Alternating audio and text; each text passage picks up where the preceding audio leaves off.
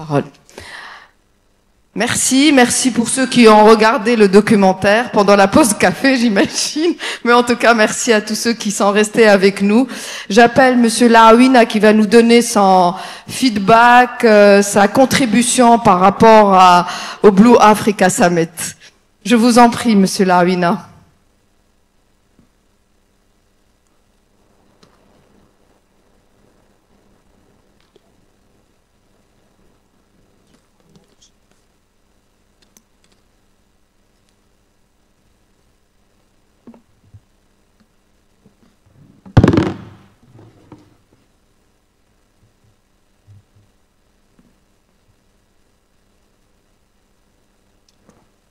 Salam alaikum wa rahmatullah. Il est sûr que ce sommet Africa Summit de Tanger, c'est vrai que c'est sans doute une réussite, dans le sens où le processus de coopération sud-sud en Afrique et sud-nord, Afrique-Europe, est bel et bien entamé. Et la ratification rapide du traité de la haute mer en est réellement la preuve éclatante. Cependant, cela n'empêche pas que la tâche est plus qu'ardue. Hier, un exposé cartographique a montré les fortes avancées des taches vertes, des zones protégées dans le continent africain, et au contraire, un retard évident dans la mise en place de réserves biologiques marines, avec 9% en Méditerranée, 6,9% en Afrique du Sud, moins de 1% en Atlantique, face au Maroc et à la Mauritanie, et ce déficit montre réellement une étendue de l'action qu'il s'agit d'entreprendre. Aujourd'hui, un armateur nous a décrit une situation réellement critique. C'est pourquoi le pacte africain, qui vise à réparer cette situation, eh bien, ce pacte nécessite que les intervenants d'hier nous ont décrit un contexte qui est favorable, avec des chances réelles de voir l'action atteindre une portée effective. On nous a décrit une volonté réelle des responsables politiques, des prémices d'action sur les dynamiques en cours, mais aussi, eh bien, des critiques des situations actuelles et une idée qui a été développée tout à l'heure, pêcher moins mais pêcher mieux, eh bien c'est réellement une leçon que nous devons retenir, et pas seulement dans le domaine de la pêche, dans toutes les activités qui peuvent avoir des effets négatifs sur la mer et le littoral. Alors quel est notre besoin ? Notre besoin essentiel est dans la structuration de la gouvernance dans le domaine maritime. Premier niveau, le niveau national, les institutions étatiques sont un acteur majeur, car les politiques publiques, malheureusement, elles n'ont pas été suffisamment montrées au cours de ce colloque, en particulier pour les politiques publiques marocaines, parce qu'on a beaucoup parlé de la pêche, mais tous les autres secteurs ont été un petit peu ignorés. Ces politiques publiques doivent intégrer les conditions nécessaires pour que tout le monde profite pleinement des aménités de la mer et du littoral, tout en adoptant une optique rationnelle de gestion qui maintient la résilience et la productivité des ressources. Deuxième niveau, celui des territoires, c'est-à-dire l'administration territoriale, les élus territoriaux, eh bien, c'est eux qui sont responsables de la programmation des actions et de l'exécution de ces actions. Troisième niveau, la société civile et les communautés locales, elles doivent être pleinement conscientes des enjeux pour éviter les risques et développer des formes de gestion positives. Quatrième niveau, le secteur privé. C'est lui qui peut-être exploite localement et surexploite localement, mais c'est lui qui peut aussi protéger et gérer s'il agit dans le bon sens. Ces quatre niveaux, étatique, territorial, local et les producteurs, doivent être couverts pour que l'on puisse réellement travailler au niveau du continent et sud-nord, c'est-à-dire avec l'Europe. La matinée d'aujourd'hui, c'est-à-dire le travail des collèges, a été l'élément fort de ce sommet. Au cours des réunions de ces collèges, on a développé des recommandations très précises. Et là, moi personnellement, j'ai assisté au collège Sciences, Éducation, Recherche.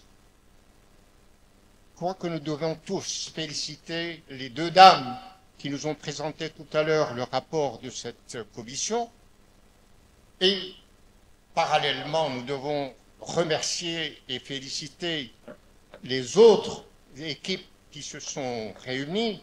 Je crois que dans notre collège, le collège auquel j'ai assisté, nous avons réellement vu des recommandations d'un sérieux très important. Sur la formation supérieure, la recommandation principale, celle que j'ai retenue, c'est le fait qu'il faut que réellement dans chaque pays, nous fassions un inventaire des potentiels existants au sein de nos universités et centres de recherche et d'éducation, parce que nous devons connaître ce qu'il y a, ce qui manque, et forcer l'action pour que nous puissions remplir les déficits existants. Ceci au niveau humain, au niveau des filières, au niveau du matériel et de toutes les ressources nécessaires pour que se développe l'éducation supérieure. Au niveau de la formation du secondaire et du niveau basique, tout à l'heure, les dames nous ont présenté ce qu'elles ont retenu de cette discussion. Il est important de renouveler les manuels actuels, les outils d'apprentissage existants, mais aussi aller contacter les communautés locales qui vivent des ressources marines et qui sont en relation constante avec la mer.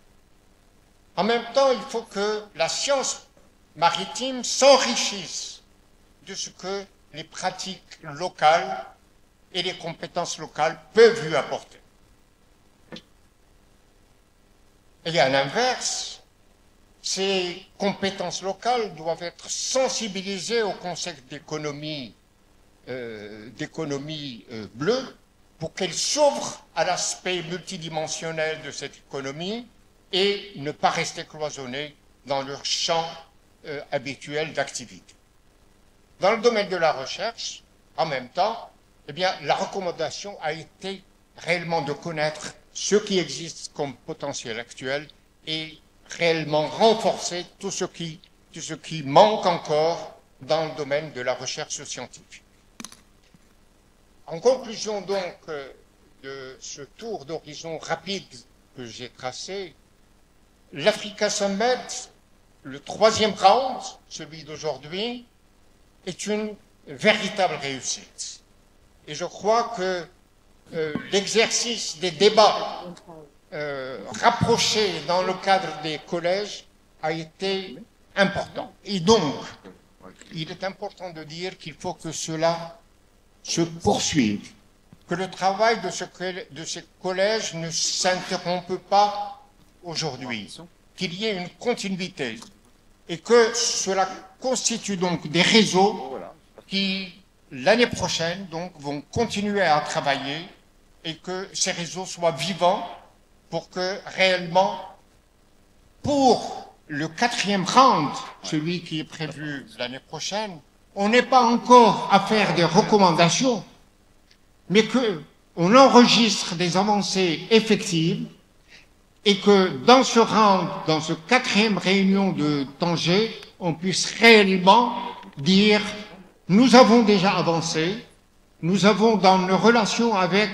les institutions étatiques déjà mis en place des possibilités pour avancer, avec la société civile, nous avons avancé, et avec le secteur privé, nous avons bâti réellement, nous avons envisagé réellement des possibilités pour avancer effectivement l'année prochaine, et donc que ce soit effectivement une conclusion heureuse d'un travail qui a été mené sur 4 années successives, ce qui réellement est quelque chose qui prouve que les auteurs et que les acteurs qui ont bâti ce mouvement sont réellement des acteurs qui en veulent et qui ont finalement réussi ce défi extraordinaire d'intéresser le public en général, mais aussi les acteurs locaux et les institutions étatiques à ce concept nouveau qui est l'économie bleue, et donc que nous soyons devant une réussite qui soit réellement confirmée. Je vous remercie. Merci Sila Arwina. Merci pour ce partage. Merci beaucoup. On fera mieux l'année prochaine. Voilà, mesdames et messieurs, on arrive à la fin. Notre séance se clôture aujourd'hui et j'inviterai Pascal Lamy à nous lire notre synthèse des 2 jours. Je souhaiterais revenir sur les collèges, revenir sur le Blue Africa Summit pour vous dire que nous vous donnons rendez-vous pour le Blue Africa Summit l'année prochaine, en 2026, certainement la à partir de la quinzaine d'octobre. On va définir la date une fois qu'on saura quand est-ce qu'elle est organisée la COP Océan, COP 1 de l'océan, c'est ça, Flore.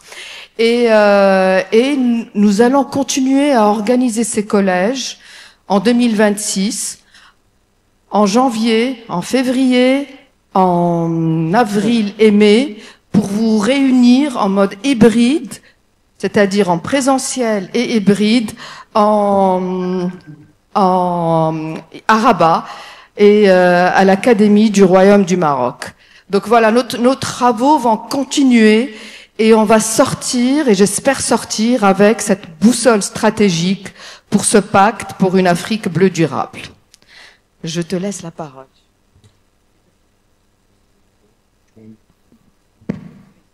Bien. Merci Rim. Bonsoir à toutes et à tous. Il semble que j'obéisse toujours aux instructions de Rim, comme beaucoup d'entre nous d'ailleurs. Alors il doit y avoir à toute règle une exception. Et donc la voici, je ne vais pas lire le texte de la déclaration de Tanger, qui a été concocté par un comité de rédaction piloté par Olivier Poivre d'Arvor, avec le concours d'un certain nombre d'entre nous. Il est tard, je ne vais pas vous infliger cette lecture, simplement pour vous dire qu'elle est faite d'engagement, d'une part, et pour reprendre le droit fil de ce que vient de dire notre ami Laomina, nous passons des vœux aux réalisations. Je vous disais hier, en ouvrant nos travaux, que la question qu'il faut se poser tous les ans, c'est qu'est-ce que nous avons fait ensemble qui a donné des résultats qui n'auraient pas été obtenus si les rencontres de Tanger et le Blue Africa Summit n'avaient pas eu lieu. C'est la même question que nous devrons nous poser l'année prochaine.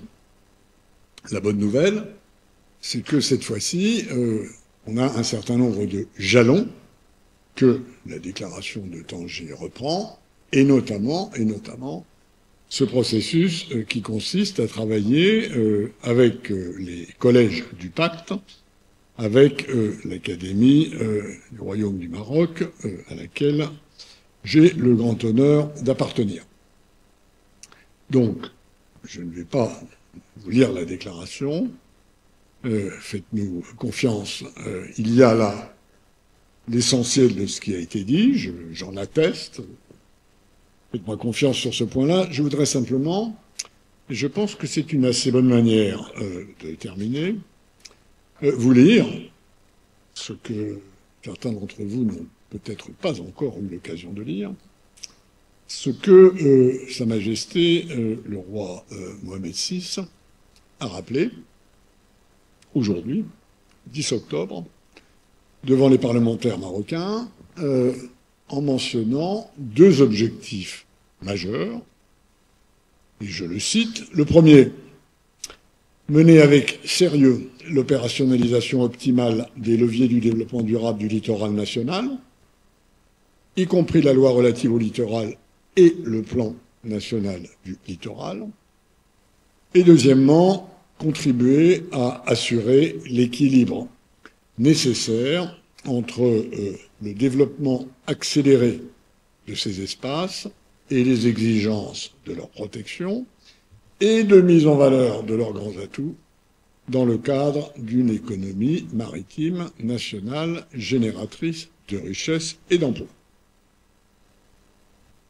Cette simultanéité, si je puis dire, entre les propos de Sa Majesté devant le Parlement et les sujets sur lesquels nous avons travaillé hier et aujourd'hui est assez extraordinaire. Je ne pense pas que quiconque l'ait organisé sciemment, mais je veux là voir un signe du fait que nous sommes dans une réalité qui est une réalité économique, sociale, mais aussi politique, et que à l'occasion de cette réalité politique, Sa Majesté reprend le propos qu'il avait tenu il y a de ça 2 ans sur l'importance pour ce pays de ce littoral et de cette économie bleue.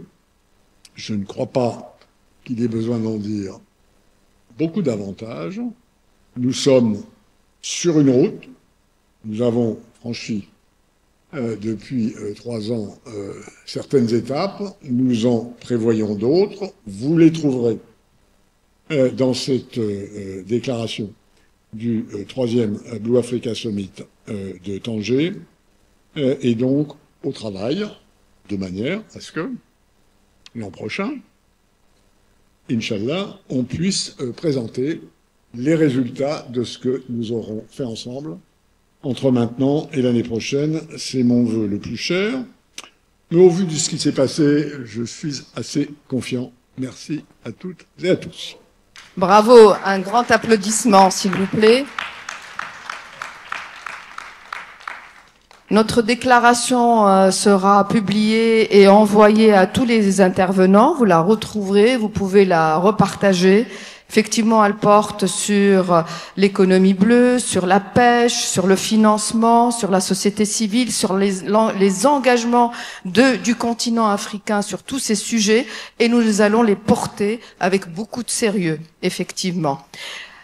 Je vous souhaite une bonne continuation après ces 2 jours de travail. On vous libère. Vous pouvez découvrir Tanger demain pour ceux qui souhaitent faire ce petit voyage avec nous ici dans la Médina, etc. Ou profiter juste de la mer et du beau temps. Voilà, je conclus donc notre événement pour remercier les équipes qui nous ont soutenus, qui étaient avec nous. Un grand applaudissement à Khadija, je répète, Khadija, Eshraq, Agathe, Roué, Nedra, Saïf à la régie. Levez-vous quand on vous voit au moins. Voilà, bravo, bravo les équipes. Je remercie également Flore, lève-toi Flore, qui a été d'un soutien aussi remarquable. Je remercie les prestataires de la régie, l'équipe de tous ceux qui étaient là, l'hôtel, et tous ceux qui sont avec nous aujourd'hui. Merci. Et sur ce, musique. On a terminé et l'avenir va nous être aussi, je pense, en attente par rapport à tous les engagements qu'on va porter et on va tenir. Merci à vous. Et remercions la seule personne que tu ne peux pas remercier, qui est Rim Benzina, qui évidemment est celle qui recueillera le plus d'applaudissements.